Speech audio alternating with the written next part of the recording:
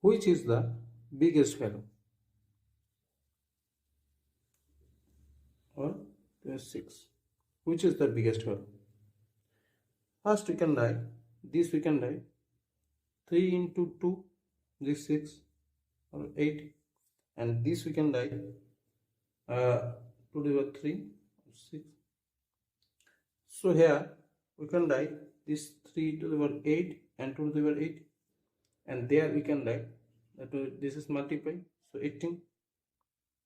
And now this is the, we can write this the 4 and this 2, 4 into 2, this 8 and 2 to the power 8, and there we can write this, the 18 is 8 plus 10, so we can write the 8 plus 10, so the 8 and the 10, you can write of this.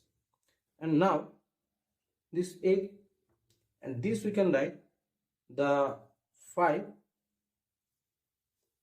into 2, 5 into 2 is 10, and there we can write this 1 of 2, this we can write 81 and 28, and this we can write 28, and this is 32.